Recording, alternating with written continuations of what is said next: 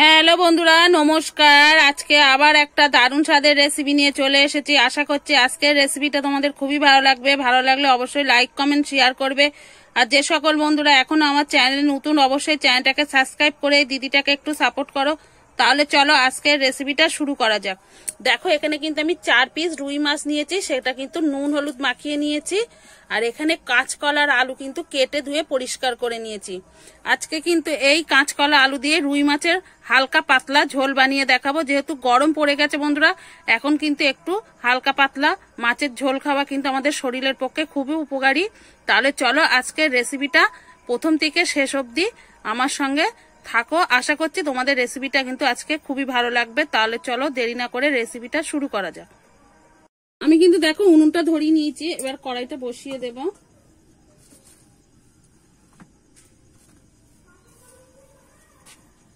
কড়াইতে আমি তেল দিয়ে দেবো।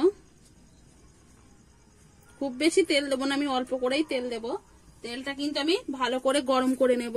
তেলটা কিন্তু আমার গরম হয়ে গেছে, তেলটা একটু নেড়ে নেব।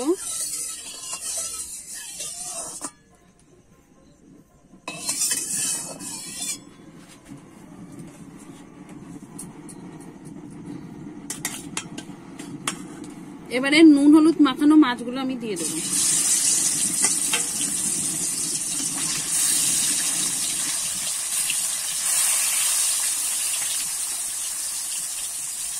এবারে কিন্তু আমি উল্টে পাল্টে লাল লাল করে মাছগুলো ভেজে নেব। মাছটা কিন্তু আমি উল্টে পাল্টে লাল লাল করে ভেজে নিয়েছি, এবারে তুলে নেব।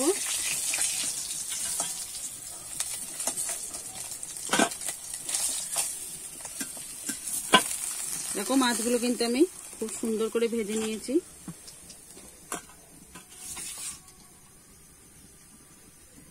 ওই তেলের মধ্যে কিন্তু ধুয়ে কেটে রাখা আলুগুলো দিয়ে দেবো। আলুটা আমি আগে লাল লাল করে একটু ভেজে নেব।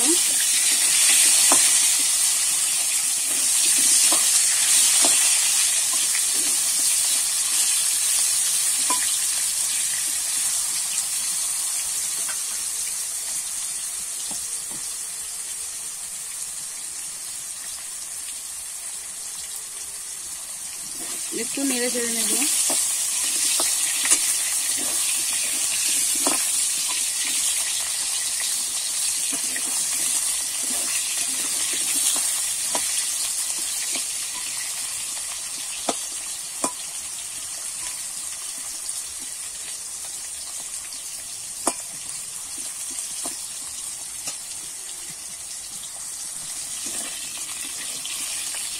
আলুটা কিন্তু অর্ধেক ভাজা হয়ে গেছে। এবারে কিন্তু আমি কলাগুলো দিয়ে দেব।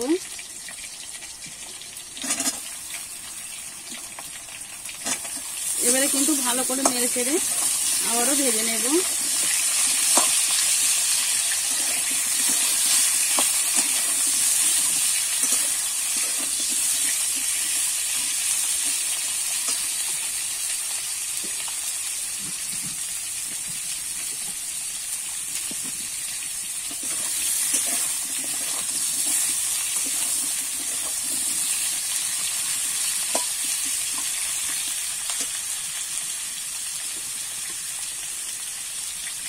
এবারে দিয়ে দেবো স্বাদ মতো লবণ।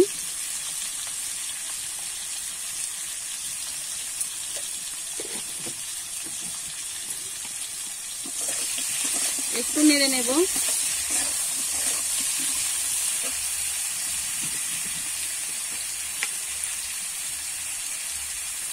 দিয়ে দেবো হলুদ গুঁড়ো।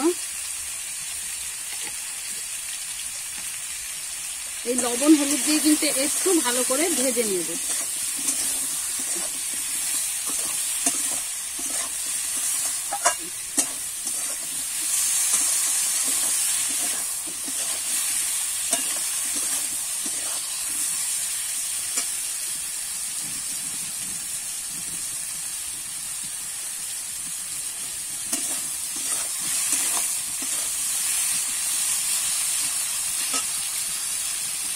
আর এবারে কিন্তু বাটা মশলাটা আমি দিয়ে দেবো। এখানে কিন্তু আছে আদা, জিরে, ধনে আর লঙ্কা, আর অল্প একটু কিন্তু আমি গোলমরিচ বাটাও আজকে এখানে দিয়ে দিচ্ছি। এই কাঁচকলা আলুর ঝোলে কিন্তু গোলমরিচ বাটাটা দিলে খেতে বন্ধুরা খুবই অসাধারণ লাগে।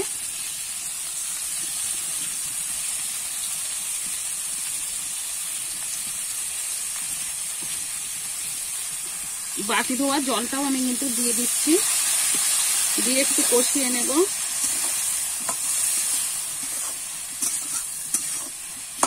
আর আগেই তো আমি নুন হলুদটা দিয়ে দিয়েছিলাম। এবারে কিন্তু আলু আর কলাটা একটু কষিয়ে নেব। ভালো করে কিন্তু আমি কষিয়ে নিয়েছি, আর কষাতে লাগবে না। এবারে কিন্তু আমি জল দিয়ে দেবো।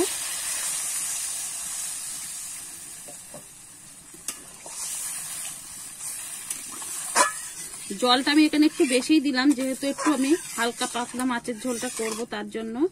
এবারে কিন্তু আমি ঢাকা দিয়ে দেব। ঢাকা দিয়ে কিন্তু আমি কিছুক্ষণ রান্না করে নেব, আলু আর কলাটা সিদ্ধ হওয়া অবধি। এবারে ঢাকনাটা খুলে আমি দেখে নেব।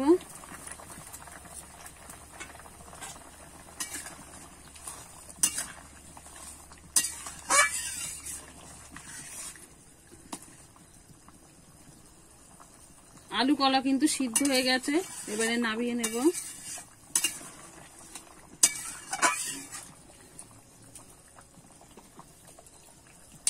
কড়াটা কিন্তু পরিষ্কার করে আবার বসিয়ে দিয়েছি। একদম সামান্য অল্প একটুখানি তেল দিয়ে দেব ফোড়নটা ভাজার মতো।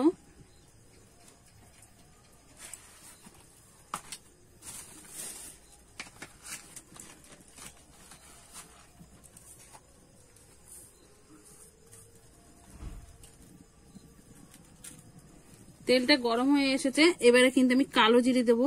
আজকে আমি কিন্তু ঝোলেতে কালো জিরে ফোড়ন দেবো, তোমরা চাইলে কিন্তু 5 ফোড়নও দিতে পারো।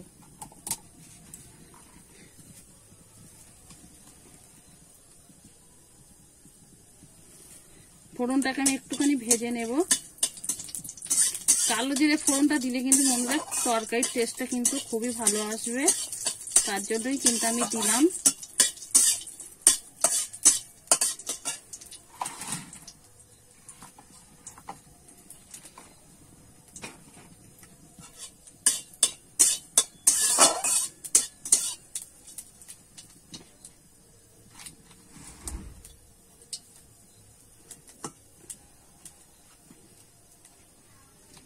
ফোড়নটা কিন্তু আমার হয়ে গেছে। এবারে কিন্তু মাছের ঝোলটা কিন্তু আমি সংবাদ দিয়ে দেবো।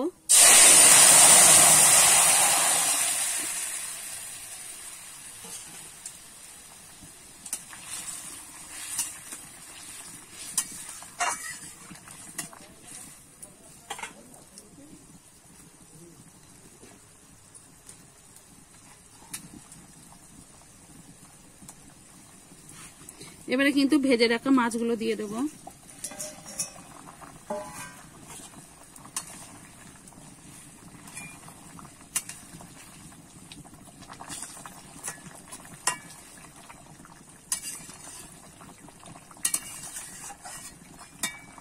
এইভাবে মাছের ঝোল বানিয়ে খেয়ে দেখবে বন্ধুরা, খেতে কিন্তু গরম ভাতের সঙ্গে খুবই ভালো লাগে। এরকম হালকা পাতলা মাছের ঝোল খেতে কিন্তু বন্ধুরা খুবই সুন্দর লাগবে। একবারও বাড়িতে বানিয়ে দেখবে এইভাবে। আমি কিন্তু এবার ঝোলটাকে ভালো করে ফুটিয়ে নেব। বন্ধুরা মাছের ঝোলটা কিন্তু আমার একদম রেডি হয়ে গেছে। ভালো করে কিন্তু আমি ফুটিয়ে নিয়েছি মাছ দিয়ে। আর কিন্তু আমি রান্না করব না, এবারে কিন্তু আমি নামিয়ে নেব। দেখে কিন্তু তোমরা বুঝতেই পারছো ঝোলটা কিন্তু খুবই সুন্দর হয়েছে, দেখো। এবারে কিন্তু আমি নামিয়ে নেব। দেখুন বন্ধুরা, হালকা পাতলা রুই মাছের ঝোলটা কিন্তু আমি একটা পাত্রে নামিয়ে নিয়েছি, পরিবেশন করার জন্য একদম রেডি। একবার হলো এইভাবে কিন্তু বানিয়ে গরম ভাতের সঙ্গে খেয়ে দেখো বন্ধুরা, একদম জমে যাবে। গরম ভাতের সঙ্গে কিন্তু খুবই অসাধারণ লাগবে এই রুই মাছের হালকা পাতলা মাছের ঝোলটা। আশা করছি আজকের রেসিপিটা তোমাদের খুবই ভালো লেগেছে। ভালো লাগলে অবশ্যই কিন্তু ভিডিওটা বেশি বেশি করে শেয়ার করে দেবে, যেন সবাই দেখতে পায়। তাহলে কিন্তু আজকের মতো রেসিপিটা এখানেই শেষ করছি। আবার নতুন কোনো রেসিপির সঙ্গে দেখা হবে। ততক্ষণে ভালো থেকো, সুস্থ থেকো, সাবধানে থেকো। বাড়িতে অবশ্যই একবার বানিয়ে খেয়ে দেখতে পারো।